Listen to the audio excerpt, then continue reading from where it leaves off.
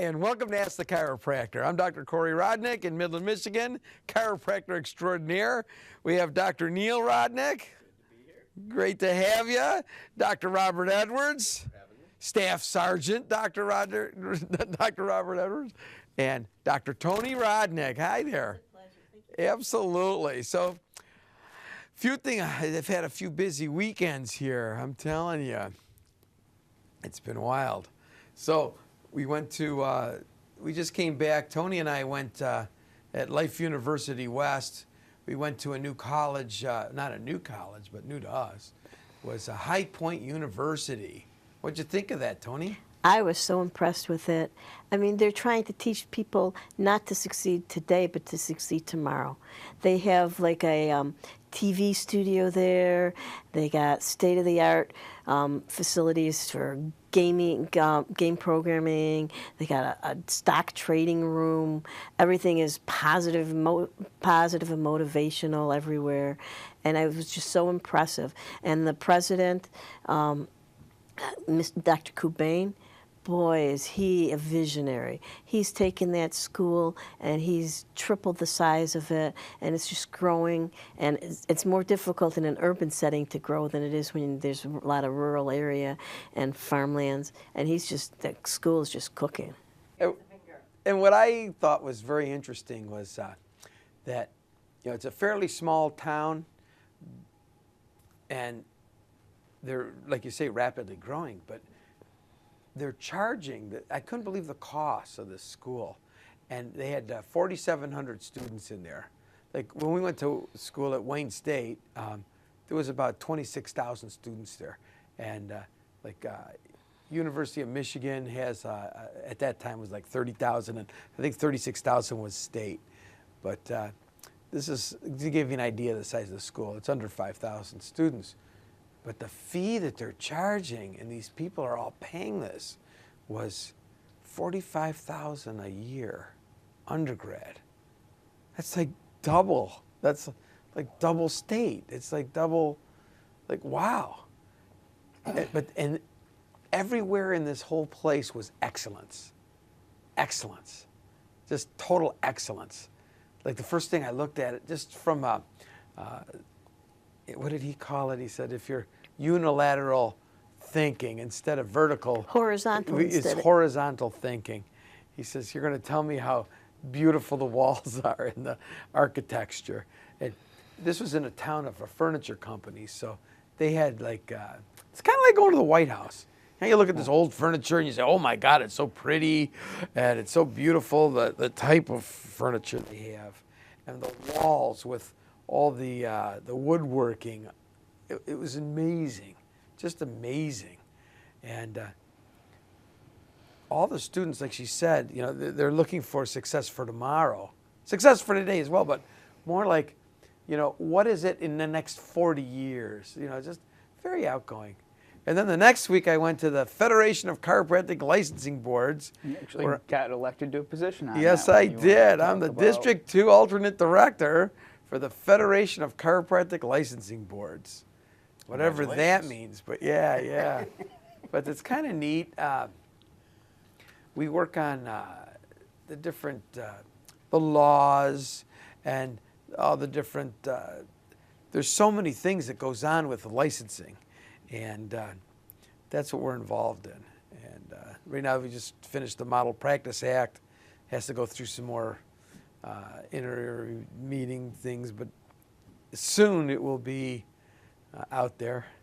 And so you have your people, far left people, and you have your far right people. The far left chiropractors are those who basically only want to practice, adjusting one bone, which I was a big part of that. That's kind of my thing mostly. And then on the other end, you have the people who want to be medical doctors and be medical practitioners and set bones, deliver babies, that kind of thing. And some states have that, believe it or not. Some states have, minor surgery, and in each state, it's kind of neat when you're meeting with the boards of each state, and we're having these topics and discussions, and how different people look at things a lot differently. Yeah. Well, some states, in a more farm community, places that have a lower population, their chiropractors are the town doctor. And those are the states that give the right to suture up, small cuts, set bones if something's broken, deliver babies, because, the nearest doctor may be 200 miles away. They don't have an option. So that's why that had become part of chiropractic, because, we are doctors. And years ago. This wasn't something new that came up. This has been going on for, but yeah. So you have these two types of people, and and so getting them to come together in a rational state, One's like, never, we don't want to do anything like vitamins or anything, and the other one says, come on, we want to do that. But it wasn't long ago, Michigan was very restricted, and now it's more broad. But some of this is, you don't want to go too crazy with it. It should be rational. Like you just said, the reason for doing that is there's no other physician anywhere nearby. I could see that. I would have to agree with that. Right. On the other hand, if they're just doing it because, they don't know how to practice chiropractic and they're trying to be medical doctors, it's a different profession. Right. It should stay a different profession. It's a different philosophy. And a totally different philosophy. So, so I find it, challenging, interesting, and it's been fun. Yeah. So the next topic we should talk about, it's been unbelievable, but exhausting. They get up early in the morning. 3 days in a row, 7:30. The meeting started at 7:30. Actually, for my elections, I actually missed my election. I wasn't even there. Okay. Thank God I won. It was a tight race. It's a good thing you weren't in the military. That's right. Oh, boy. I said, I got there a few minutes late. I missed it. They go, dude, you missed your election. Anyway, I'm glad I had people who nominated me and people who voted for me, and yay. I probably shouldn't do it again, though. That's my thinking. So let's talk about the military. So the military now has active duty. For anyone who's a soldier in active duty now has chiropractic coverage. Correct. Not just active duty, but anyone who's been activated. So if you're an Army reservist or even a National Guardist, if you've been sent to Afghanistan or Iraq and you're on an active status during the time before you go and when you come back, you are considered active duty and you receive full medical benefits through TRICARE. Those soldiers, not their family members, but the soldiers themselves who are serving the country have access to chiropractic care, which is huge considering what the article I read, I believe, said over 70% of the complaints, pain-related complaints, are musculoskeletal, meaning neck pain, low back pain, ankle pain, knee pain, elbow pain, shoulder pain. Those are the things that typically happen to soldiers throwing a 50-pound rucksack on their back, marching up and down mountains, riding in a Humvee. Have you ever ridden in a Humvee before? I have. There's not a whole lot of suspension in a Humvee, There's is there? not a lot of give. In your current physical status right It now, would could kill you me. ride? No, I couldn't. It's No, not a not at comfortable all. ride. All of that stuff combined causes a lot of joint issues, a lot of problems, which chiropractic has shown through research that we are, I don't want to use the word more successful, but we are very successful at treating those types of problems, at helping reduce pain and increase quality of life. So for active duty soldiers to be able to have access to chiropractic care is a huge step for soldiers in and of themselves. Instead of having to take pain medications or have multiple surgeries, by chance they can avoid those things and take care of things more naturally, let their body do some healing and take it a little bit easier on themselves. Are they allowed to select their chiropractor? The knowledge that I have right now states that I think it's 12 or 17 bases.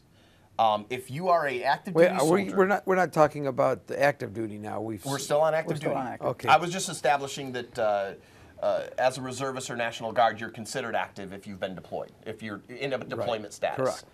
Correct. But I think it's either 12 or 15 bases have an assigned chiropractor near the base. If you are not on duty for one of those bases, if you're not assigned to one of those bases, then you have the opportunity to select someone outside of the base.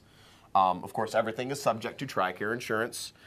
We have actually had soldiers who were leaving the military, but they had their leave saved up at the end, so they had 3 months of paid vacation saved up at the end, who came to our office, and they were covered. They were paid for during that time.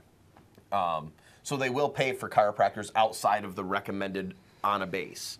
But for the most part, each certain bases, it was part of a test study, and that's where they're functioning right now, is they have chiropractors. I don't think they're working on the base. I think they're considered off the base, but that's where all the referrals are going to. There's also the Veterans Administration, which at the Federation of Chiropractic Licensing Boards, we did have one of the people doing the research on that, what the chiropractor was. It was very interesting, and he came and spoke to us. But we also have that here, and there's a big Veterans Administration in Saginaw, and I know we're on their list for referred doctors, and there's several other chiropractors and many other chiropractors as well. I shouldn't say many. There's a few others, and I don't know about many, but which. Yeah, I think that's great. Well, it's fantastic for veterans, people who have served their country. They utilize the VA for their ailments. They utilize the VA for their doctoring services because they've served the country, and that's one of the benefits that they get. But a lot of veterans don't know that as a veteran, they still have access to chiropractic care. When they're at the VA, for instance, let's say you have low back pain and you've been going to the VA, you have disc issues, you have radiating nerve pain going down into your legs, and you're at the VA seeing your medical doctors, they can give you a referral to go see a chiropractor. They will use chiropractors that are close to you. As long as the chiropractor's on their list, they will refer to a chiropractor, and they can send you out for an exam. You'll get that exam done, that information gets sent back to the VA, and they'll depict you should go see a chiropractor for X amount of visits, and then you can get seen, you can be taken care of. And they will do it. It's a little bit longer process, but as the veterans situation goes on, things typically have to take a little bit longer. There's a lot more red tape that has to be gone through by the doctors, by the staff, by the hospital. It's just the way that system works. But it's still a wonderful tool at the hands of veterans. A lot of veterans don't know that they have that tool in their bag of tools. They don't know it's there. Correct. And if you have a chiropractor who's not in, he could contact the veterans and probably get the paperwork in to be one of the doctors for outside services. I know we're all in, but it took a patient to say, "Hey, how come you're not in this?" before we even got in it, right? Right. And sure enough, and they got the referrals, and it was definitely slower than I'm used to, and I'm not used to that at this point. Now I am. Now I know how the game, now I know how to do it correctly. And you come in, you get an evaluation, you send it in. About 3 weeks later, they might send a referral for so many visits. You fill it out, you send the paperwork back. Actually, they paid me quicker than the referral. The referral took longer after I did my initial exam, and I sent that in. It took longer to get the approval for the visits than it did to get paid.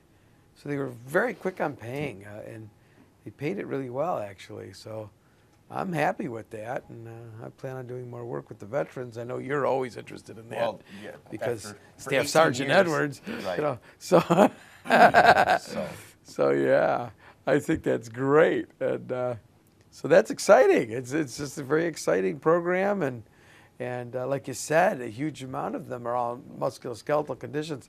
I think another big chunk of that is anxiety, stress. post-traumatic stress That's disorders. the one. Oh, and my goodness it's like, what does chiropractic do for that? Like, oh my God, right? We're so great with that. Right. And I mean, most people, when they get adjusted, it's like, wow, it's a wow experience. Wow, I can't believe it. I feel so great. So, well, stress is one of the 3 causes of subluxation. It's physical, emotional, and chemical stresses. So the emotional stress of post-traumatic stress syndrome causes the subluxation that this chiropractor can correct.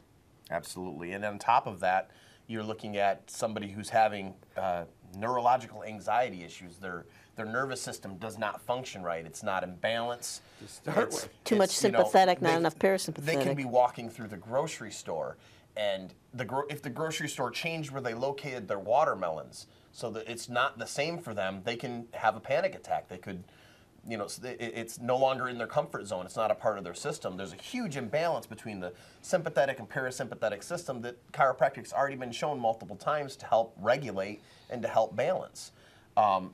Just the simple fact of taking away some of those stresses and lowering those anxiety levels a little bit is huge for them. I personally have done it in military situations. Got to be careful how I word that. In military situations, I've personally dealt with post-traumatic stress disorders. I've dealt with people who've had grenades explode. They have shrapnel sticking out of their back that they're still waiting for their surgery to have removed. The levels of tension in the human body when someone has been through something like that is astounding. I mean, it's amazing what the human body can adapt to in order to still function. And to start removing some of those blocks, some of those things that are affecting their nervous system, just to help them have a better quality of life, a little bit more range of motion, the ability to use an arm, raise it up above their head. Small things take away a lot of stress. And it's fantastic for those soldiers to be able to have that available to them. Now that you mentioned that, I know like emergency room docs, they are only there on average a couple of years at most. And the reason is the stress. It's some guys, I mean, don't get me wrong, there's always somebody who's been there 18 years, super doc. It doesn't bother them the least. But most of them, like 98% of them only are there a couple of years, and that's it because of I know I was participating in that 9/11, and boy, that messed me up for a good 6 months. I was definitely on the, I like to call it mental. They don't say it that way anymore, but post-traumatic stress or whatever. I was like mental for about 6 months, I'd say, pretty decently. Like for the first month, it was definitely worse. I don't know, it might have been the second month it was worse. But yeah, I would just have breakdowns, like in the middle of the day. Just I'm like totally crying for, And now you were there to help. You were there to assist. Correct. And this was after 9/11, after the buildings fell. And I was only there a few days. I was there for 4 shifts. You were there to help those people. Who were already You were adjusting police officers. You were adjusting firefighters. You were helping them try to maintain their neurologic status in order to deal with what they were going through. Correct. Can you imagine the way your system would have worked had you been there when the buildings fell? Had you been in a building or survived that whole scenario? That simple emotional result there, I mean, you just went there to help. Worse. You were just there to assist for 4 shifts. When there was an imminent danger, the people that were running from the building, they were fearful of their lives. Exactly. I mean, they were still finding dead bodies. There were bodies. They were still finding bodies. The place was still on fire. Right. Every time they moved anything, it was still on fire. I think it was what bothered me the most was the look on one guy's face. He found 3 bodies. And just, he walks in and these people, they were so down. Like you said, it's chemical, physical, and emotional. Stress is what causes subluxations, which is a bone out of place putting pressure on a nerve causing problems. And these people came in, they had physical stress, they had chemical stress, and emotional stress. And it was just to the nth level. And so each patient that I was adjusting, a 94 out of 100, that was my number, responded with wow. Like, wow. Like I just flicked on the switch. You're in the dark, and you click on a switch, and now you're in the light. And it's like, it was just like that. It was so hardcore. And the guy comes in, I was just about ready to get out of there. And he comes in, and he takes off he takes off his helmet, took off the mask. They were all wearing like gas masks and goggles, and so he takes all this stuff off, and all this white dust is falling. And he looks at me. I don't know why I was greeting him, but he looks at me and says, "I need socks." And I'm like, that's a different request. And I guess he picked up a body, and the goo went into his boot and soaked his sock. and he's completely out of it. He's like shaking and he's happy, elated that he found people, and he's in horror, you know, dealing with this whole death situation. So he's kind of like trying to smile, like, and also cry and scream at the same time. And I'm watching this. So I took him in, got him socks, got him food, got him adjusted, and that's when I left, right after that. And wow, I had a massive breakdown when I got out of there, just big time. I don't know, I was fine. I was, you know, I'm a very positive person, a very uppity beat kind of guy. And so I'm uppity beat the whole time I'm there, and I'm functioning on zero sleep, and I'm rocking. And people are saying, my God, you just like, you know, it's like a charge, like throw a new battery in me. I'm ready to go hit another 8 hours. These, you know, and I'm working with soldiers that are peon soldiers and then generals. And I'm working with FBI people, the head of the whole thing, and little, you know, workers that do nothing, and firemen and police, and they're trying to get the firemen out of there, but there was no way in hell to get rid of them. The police were trying to get them out because the air that they were breathing is going to kill them. Right. Because the gas mask that they were using was not qualified. Because again, I'm working with the OSHA people. I'm working with those are the ones in charge of that, right? The OSHA, was that? Occupational health and hazard. Yeah, they could have closed the whole thing down. They said it should be closed down. But these are very big firemen who weren't going anywhere. You couldn't stop these guys. The police tried to stop them. They started arresting them. And that didn't work because they kept coming anyway. It's like, ooh. You know, there are people who are made to carry people. Right. And they want to, they want to help. And they want to find their friends who got buried alive in there. And that's what they were doing. And man, oh man, oh man. So, yeah, the OSHA people, I'm adjusting everybody. So afterwards, everyone's telling me everything. You know, they're like, I'm the chiropractor, so it was like the safe thing. You could talk to the chiropractor. Right. And you could. I mean, I was perfect with that. But those gas masks did not work whatsoever for the chemicals from at that time it was a lot of these computers had burned up. The plastic from it and the tubes. There's tubes in these monitors at that time, and although they were probably getting away, they were probably getting the flat screens, but who knows what everything is. And it's different chemicals that get released, and so the air was terrible. And even though they had these gas masks, it gives them some kind of a security feeling. And all those dogs out sniffing for bodies, they're all going to die. They're in there sniffing this horrible stuff. So it was quite an event. So now you take that event, that experience that what you've went through, and I've heard you tell that story before, and it falls right into that military aspect. That's what our soldiers are over there doing. That's the stuff that our soldiers are going through. That's the stuff they're dealing with. And ultimately, once again, even if we were only going to help 0.001% of their quality of life, don't they deserve it? Absolutely. Now, we're going to help significantly more than that.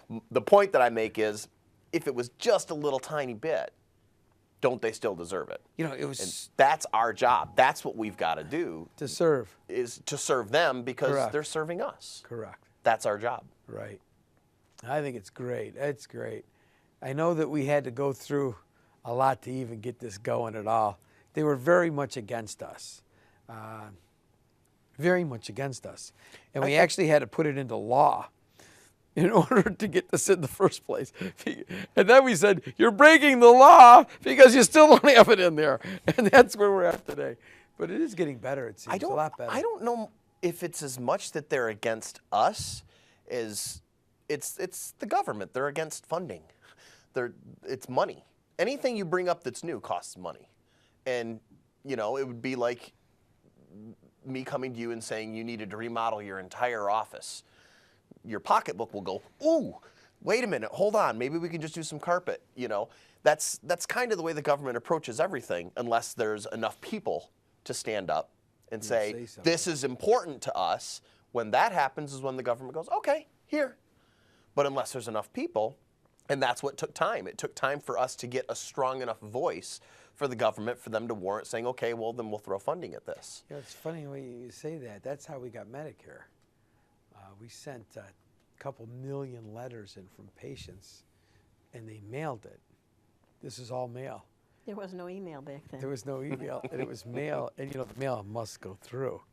So when you're looking at 50 letters, that gives an impression. You get 100 letters, that gives an impression. When you get 2 million letters brought in by the mail people, That makes a statement. that's a statement. Well, and that's what we're looking for next, though, is we need to make a statement. As in 1996, they passed a bill to commission chiropractors as officers in the United States military. But the bill read, the United States military may commission chiropractors as officers. To date, chiropractic is still the only health profession out there that is not commissioned as an officer in the United States military. Now, the bill's been passed, so now somewhere within the military, we have to find that right person who needs to get that million letters to make a statement, to try to give chiropractors, put chiropractors on the front line. What were you doing in 9/11? You were a chiropractor on the front line, taking care of the soldiers right at the source. What do we talk about as chiropractors? We talk about the longer you have that subluxation, the harder and longer it takes in order to correct it. Sure. You were on the front lines helping those people the second they were having their issues. And it was night and day. These soldiers are going Man. overseas. They're gone for a year, 2 years, 3 rotations, 5 rotations, whatever it happens to be, before they finally get back to get their care. Their care is not being given to them at the time of need. Therefore, it's harder to be corrected afterwards. So that's the next step in this. Now that we're starting to get things flowing with chiropractic and military soldiers, we need to make sure that there's a chiropractor on the front line. There needs to be an officer, a grunt, sitting right there with them, bringing them back saying, hey, let me take care of you. Let me give you that pair of socks. Let me give you some food. Let me give you some water. Let me adjust you. Go back out, go get them, go get your job done. That would make us so much more effective as a military. I mean, like you said, turning the power It's on. funny. You're in a war.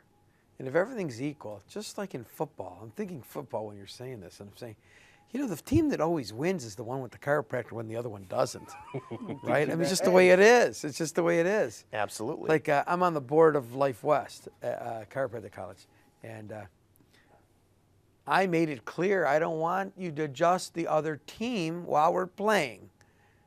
See, we're playing rugby. We just started a new sport, rugby, and we won everything, by the way. The sport's not new. No, the sport's You guys not just started. new. We just started. It's our first year. We won.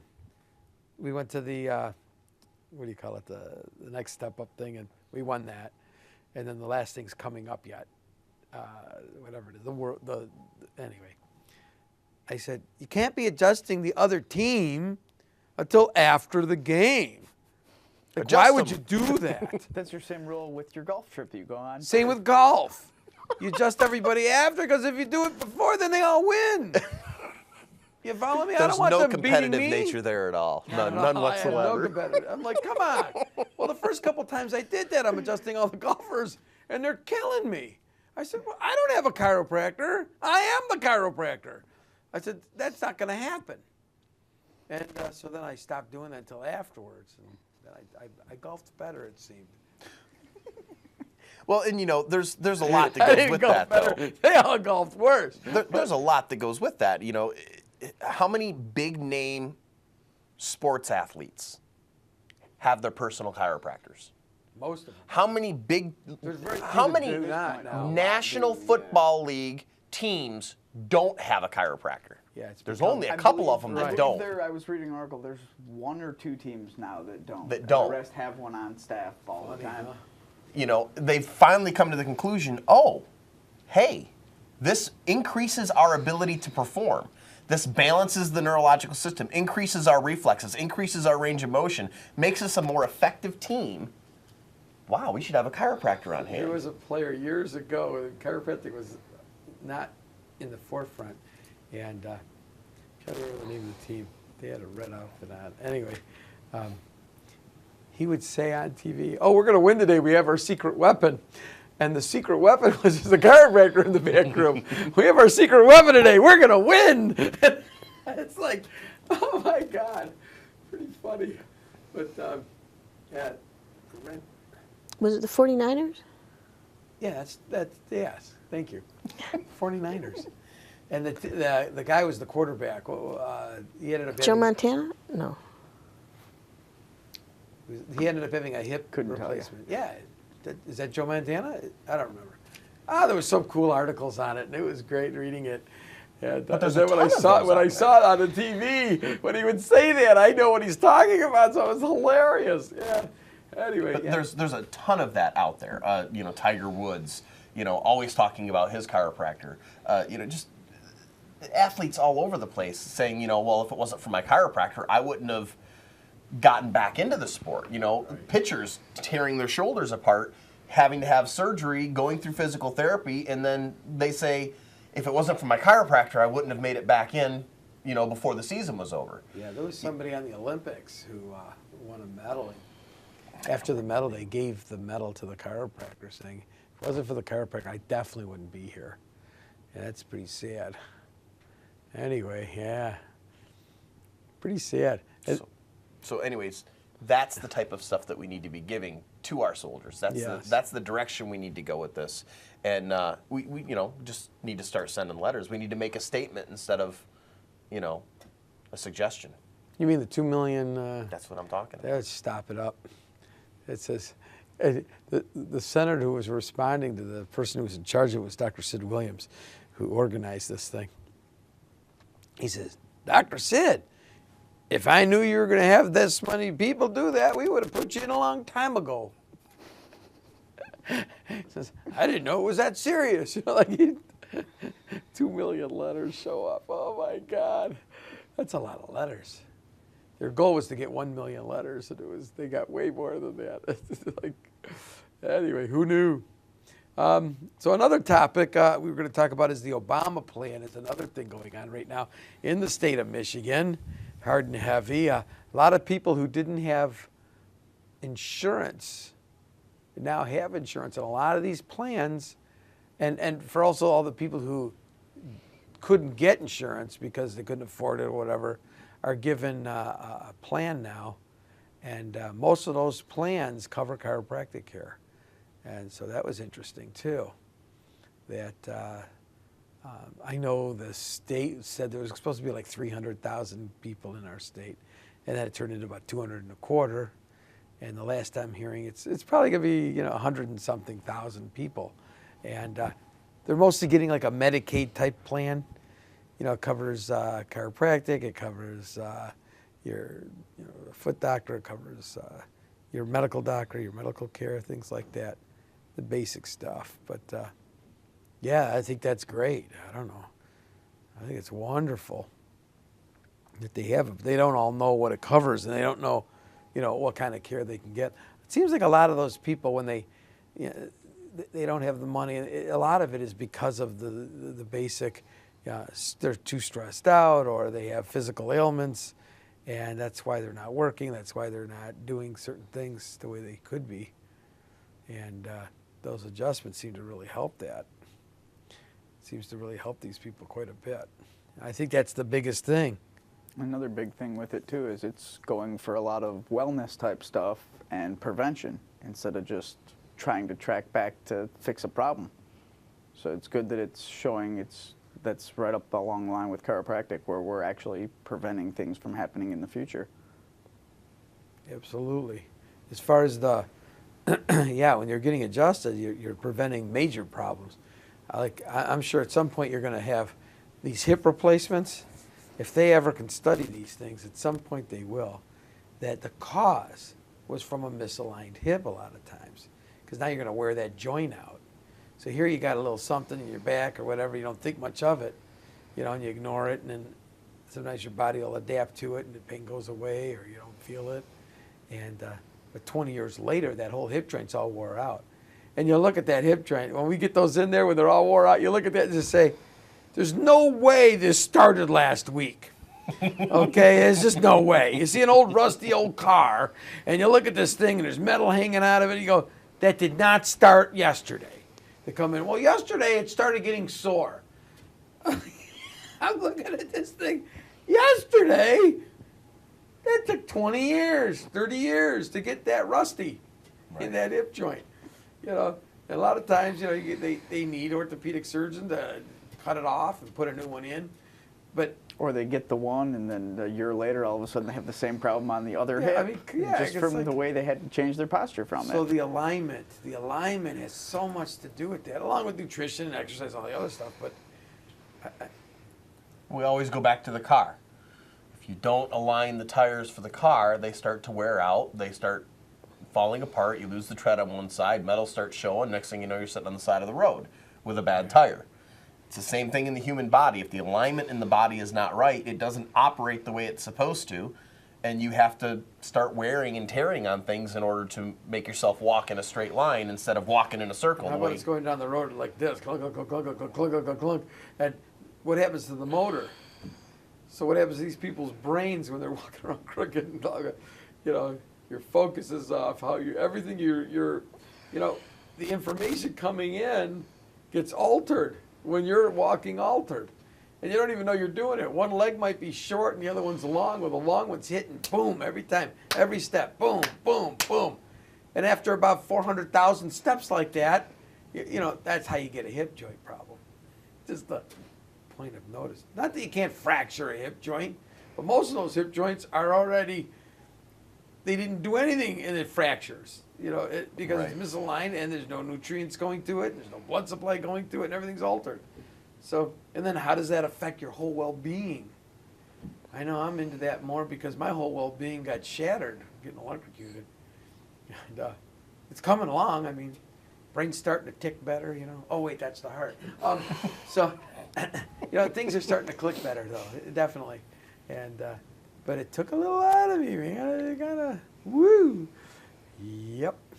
So, like you said, going in these battles that they go through, it's like unbelievable.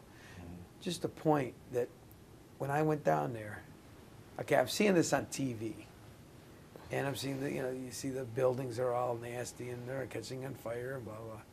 When you see it in real life, that's like 1, 2, maybe 3% of how you look at it in TV, how it is in reality. The reality is a huge, just monumental difference between the television's a great media, but boy, seeing that was just whoa. Like they showed the 2 buildings go down. It wasn't 2 buildings. There was like 11 smashed, burned up, giant buildings all around those buildings. It was unbelievable. And to see that, it's like every movie you've ever seen where the world comes to an end. This is what it looked like. And you see New York or whatever, it looked like the world came to an end there.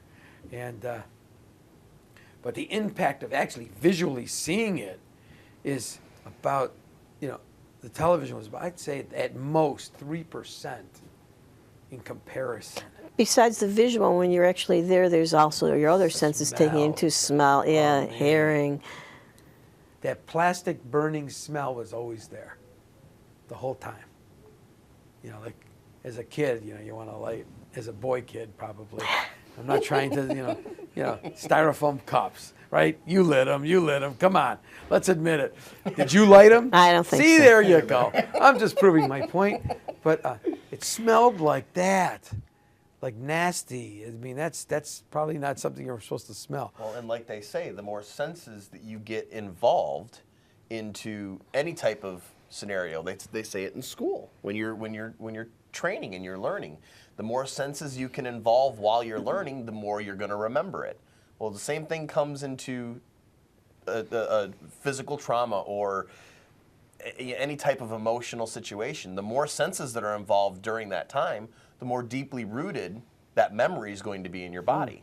So the more you smell, the more you taste, the more you got to see everything that was going on I around could see you. it just like it was just yesterday. And I bet you money for the rest of your life you'll it's be not able to. going away. It never will go away. Exactly. I can't get rid of it. Exactly. Kind of annoying, actually. And you were just there for a weekend, a long Yeah. weekend. The soldiers are there for tours of duty, Oh, years man. and years. I remember the emergency crew. They wanted to hire me in there full time, and I said I had 5 little kids. I had you guys at the time, and I'm like, that means every emergency, these guys hop on a plane and go. You don't ask questions. You just go. The guy wanted to make me his personal chiropractor. He says, "You're way better than the guys we got here." He says, "You can do this emergency thing, and then afterward, you can just take care of all of us." He's like, I see his mind spin. I'm like, okay. And I don't know what it paid. I didn't even ask. But I think you turned that job position down, though, I didn't did. you? I Yeah. did. I did. Well, because every time there's a fire, every time there's an earthquake, you're up and gone. You know, I said I'd think about it, and then I came home, I crashed. Yeah. Crashed and burned. And I said, I don't know. I like doing that. Like, I'm going to India this year. I'm going to get chiropractic going in India. New thing. Another thing. My kids say, my older son Adam says, "Dad, you don't make money doing that. Why are you doing that? Why are you doing that?" I just had a banker call me. He says, "You're spending money on travel and blah, blah, blah. You should just cut that out. They don't pay you. It's all volunteer." I go, "Yeah, but I'm changing my profession. It's like I'm doing things on such a bigger scale than what I'm capable of doing by myself." You know, it's like, that's why I do these things. It's like being part of something bigger than you could ever be is, I don't know, is that thrill seeking? I don't know what that is, but I like it. Kind of beats me up a little, but I like it. I like it. There's not many people stepping up to the plate for this stuff like that. And who's going to do it if you're not doing it kind of attitude? I don't know who's doing it. That's the scary part. When I wasn't there, I was being, you know, this is the way it is. And while I'm there, I'm making, it's like a giant ship. But I'm able to make a change. You know, I might not see it for a year or two, but I see the change. Like working with the chiropractic profession in Michigan, just the Michigan Association of Chiropractors. I see suggestions that I've made, you know, 2 years later, I see it happening, which still they don't move fast enough for me at all, but. No one ever will. Yeah, that's the way it is. But, let's do this, come on. So, Well, and it's like chiropractic in China. You know, when you were going with the group of chiropractors and you were instigating, trying to create chiropractic in China. You know, now we have is it 2 schools now? There's 2 clinics. I think the school's starting. 2 clinics and a school. Yep. But so now they've got chiropractic in China. correct. And you know, when And it they're got at the to a certain university, point, and they've got all kinds of things going on over there. That's Right. what we're going to create in India. It's going to take time. It's another 10-year project. one country at a time. I mean, take your don't It rush. takes 15. You know, it might take 10 to 20 years. You know, I hope I live through this next one. But, yeah, but interesting. You know, you put something like you're putting a seed in, and it develops and all that, and then maybe 10 years later it starts bringing out fruit. You know, but if you don't plant it in the first place, 10 years later there's no plant at all. There's no tree. There's nothing. You know, asparagus takes what, 7 years or something to grow asparagus. You know, you plant it and then it takes like no, right? Sorry. Yeah. Okay. I mean, there's several fruit trees are like that too. You know. Bananas take several years to Yeah, it bear takes fruit. years. So you have to have the forefront thought. Like I wanted to plant a willow tree, so that my kids could enjoy this willow tree, which takes years to make before it becomes that giant willow tree that you sit under and go, "My God, it's so beautiful." Before that, it's just a stick coming out of the ground with 2 little fuzzy things on it. You know, and you go, "What are you growing?" It's not much. A stick. It's a stick in the ground with 2 fuzzy things. So anyway, yeah, it's great to be part of all that. It's just so much fun. I don't know. I get a kick out of it. Definitely do. I might be doing too much, you know, because I'll have 5 things going at the same time, right? You got the Michigan Association of Chiropractors, you got the International Chiropractic Association, you got the Federation of Chiropractic Licensing Boards, you got I'm in the college thing, and so maybe I'm doing, you know, because you get spread thin. It's like using a magnifying glass. You don't build any fires, so you can't go too many places. So You need more people to pick up the torches. Correct. Yeah, or just quit moving around so much. But it's just tough to do. But anyway, because again, these are like long-term. To get into the Federation of Chiropractic Licensing Boards, first you have to get on a board, state board. To get on a state board, you would have to be very active with your state association. So you move up the ladder there. So what was I? I was secretary or something So like it that, takes treasurer. like 10 years alone just to do that. Just to get on the board. Now you're on the board, so 4 years later, then you get on the other thing, and then to get on that board takes another 4 or 5 years. So you're looking at it's a 20-year project. And that's what I thought, and yeah. That's it. So 20 years ago, I said, it was a thought. Hey, you know what? I'm going to do this. Because I was mad what they did when they brought in Part 3 and Part 4. Which, who am I working for? The people doing the testing, right? That's the other group. It's the National Board of Chiropractic Examiners. They're the ones with the testing. I so tried not to let that happen. Because originally they said we'll have Part 1 and Part 2. Okay, fine. But then they came up with Part 3. I said, okay, you guys lied. And then they came out with Part 4. I go, you rotten sons of... Anyway, and Part 4, I like Part 4. I think that's a great test. Part 4 was Of very... the board exams, that was the only actually That's a good chiropractic one. test. Exactly. That's a great test. It was very interesting to go through it. That was, paid actors acting out an ailment, and you have to come in and be a doctor to a patient and actually perform everything. That was To know what test to order. It was the only practical part exactly where you actually got Exactly. to be the doctor. And that I thought it was a good test. And I see, I've been asked to be part of that. I'd be the tester, and to make the questions, to write the questions. But because I'm on a college board, it's a conflict of interest. Correct. I'm trying to get that changed a little bit to make it that you can't test your school. They're just worried about you telling students at your school. Then they're saying, "Hey, you're helping to make the test questions." So but Part 4, you could go to any school. You don't have the choice. You have an option of what you would prefer, but The you thing might get about sent to a that one different is school. It's a standardized test with teachers from all the schools coming to put it together. So I don't And see they're why really it would well be trained. how it is for you there. Well, because you're saying what could be on the test. That's what they're worried about. I don't know. They want to keep it all above board and keep it very ethical, and I see it from that perspective. I would agree with it. I would actually tell them yes. I totally agree with that. And so I've missed out on some of that. Big deal. I would like to be the... I'm sure if you wanted to that we could submit the $1,500 and you can go take your Part 4 National Board exam.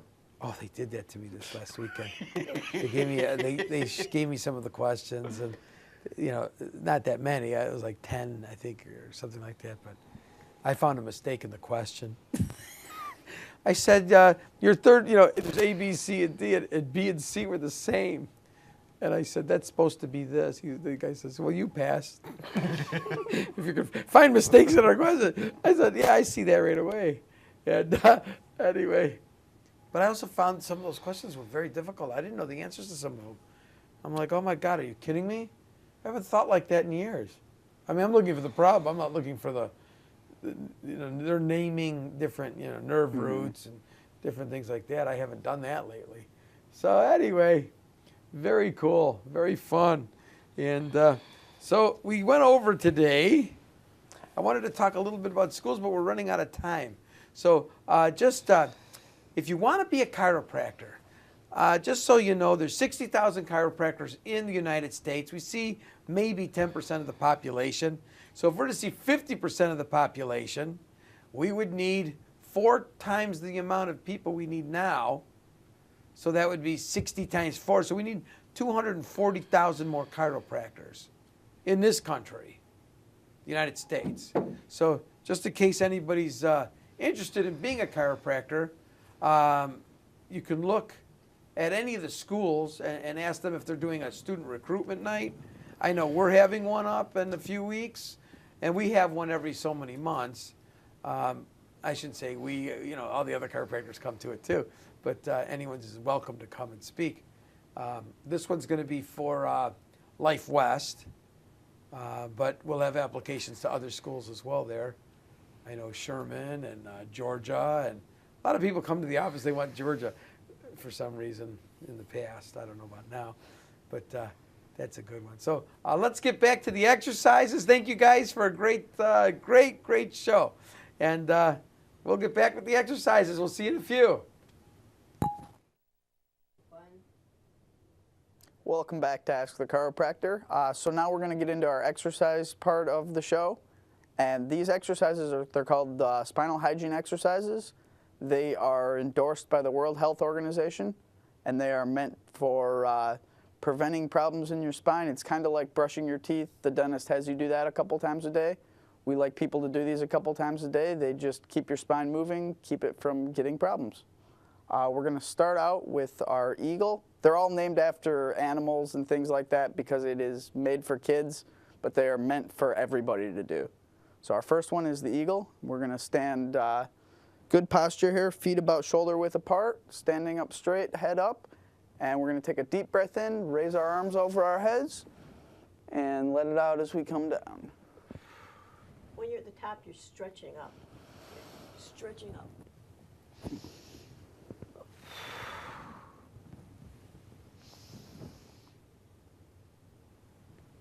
And the next one we're going to get into is called the hummingbird. We're going to bring our arms same position as the first one, except we're going to bend our elbows up, and we are going to just do circles with our arms going backward.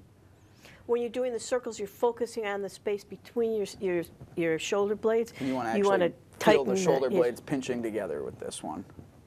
And a couple variations. You can do small circles. You can do a little bit bigger. And going side to side here, this will just get a little bit of lateral motion into your spine, get things moving. And we either call this one is the drunken hummingbird for adults, or for kids we call it the happy hummingbird. And our next exercise we're going to do is going to be the butterfly. So what we're going to do is link our fingers together, and we're going to put them behind our head. And we're not pulling forward on our head with our arms, but we're actually trying to get our head to slide back between our fingers there. Again, as you're doing all these motions, you take a deep breath in as you do it, and then when you relax, you're breathing out. Breathe in.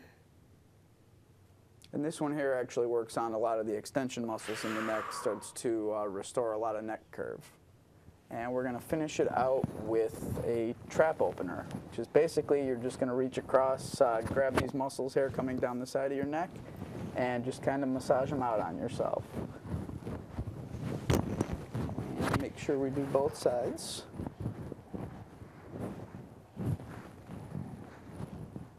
And that is it today for us on Ask the Chiropractor. Dr. Toni, did you have anything else you wanted to say? Just keep moving. You got to keep moving or lose it. After a certain age, our discs don't get any nutrition. There's no circulation. They get it just by motion. Imbibition is the technical word. So you just got to keep moving, do the exercises, be aware of your health, be aware of your posture. Like your mother always said, posture is important. We want to keep everything balanced. Right and left side should be the same, should be symmetrical. And have a great month. See you next month. Been a good show. We'll see everybody next month on Ask the Chiropractor. Thank you.